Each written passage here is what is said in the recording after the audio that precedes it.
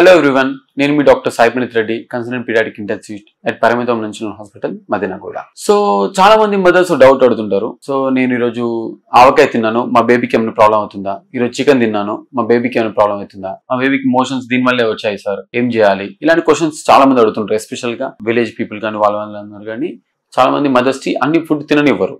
ఎందుకంటే breast feeding వల్ల బేబీకి ఎఫెక్ట్ అవుతుంది ఏమో అని. సో ఇట్స్ ఎ మిత్ అండి. యాక్చువల్ గా ఏ ఫుడ్ అయినా తినొచ్చు తల్లి. తను ఏ ఫుడ్ తిన్నా బ్రెస్ట్ మిల్క్ కి సంబంధం ఉండదు. బ్రెస్ట్ మిల్క్ ఎలా వస్తుంది అని అంటే ఓన్లీ బేబీ తాగుతూనే ఆ స్పర్శ వల్ల, ఆ హార్మోన్ రిలీజ్ వల్లనే మిల్క్ వస్తుంది. అంతేగాని మదర్ ఫుడ్ తింటే మిల్క్ వస్తున్నది ఒక అపోహ. It's a myth. But okay, type of food వల్ల కొంచెం ఎఫెక్ట్ అవ్వచ్చు, నాట్ ఎవ్రీ టైం.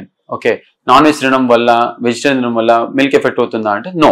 బట్ కొంచెం స్పైసీ ఫుడ్ అవాయిడ్ చేస్తే బెటర్ ఉంటుంది. ఎందుకంటే కొంచెం కన్సిస్టెన్సీ ఆఫ్ మిల్క్ మారచ్చు, but not completely. Junk food తింటారు కొంతమంది మదర్స్. పిజ్జాలు, బర్గర్ తినడం వల్ల ఏమైనా ఎఫెక్ట్ అవుతుందంటే అది కూడా కాదు. సో మదర్ క్రేవింగ్స్ తనకే వదిలేద్దాము, కానీ బేబీకి ఏమి ఎఫెక్ట్ అవ్వదు. దీనివల్ల అనవసరంగా మదర్ క్రేవింగ్స్ తగ్గించుకోవడం అవసరం లేదు. తన మదర్కి ఎంత కావాలంటే అంత తినొచ్చు. At the same time hydration చేయాలి, అంటే ఎక్కువ వాటర్ తాగుతుంటే మిల్క్ ప్రొడక్షన్ పెరుగుతూ ఉంటది. అంతేకాని మదర్ అన్ని తినడం వల్ల బేబీకి ఇలా అవుతుంది, బేబీకి మోషన్ రావట్లేదు, బేబీకి లూజ్ మోషన్స్ అవుతున్నాయి, వాంతులు అవుతున్నాయి అని సంబంధం లేదు. ఎస్, కొన్నిసార్లు బేబీ సౌండ్స్, బర్పింగ్, అంతే ఫ్లాట్ సౌండ్స్ వస్తూ ఉంటది. ఎందువల్ల వస్తుందంటే ఎయిర్ గల్పింగ్ వల్ల. అంటే బ్రెస్ట్ ఫీడింగ్ ఇష్టప్పుడు ఎక్కువ ఎయిర్ మింగుతుంటారు కొన్నిసార్లు, దాని వల్ల కూడా కొన్నిసార్లు గ్యాస్ సౌండ్స్ వస్తుంటది. లిటిల్ వాటర్ ఇంటేక్ తక్కువ అవడం వల్ల కూడా కొన్నిసార్లు గ్యాస్ ఎక్కువ అయ్యే ఛాన్స్ ఉంటుంది. ఇది ఒక్కటి తప్ప మిగతాది ఏమి ఫుడ్ తో సంబంధం ఉండదు. Thank you.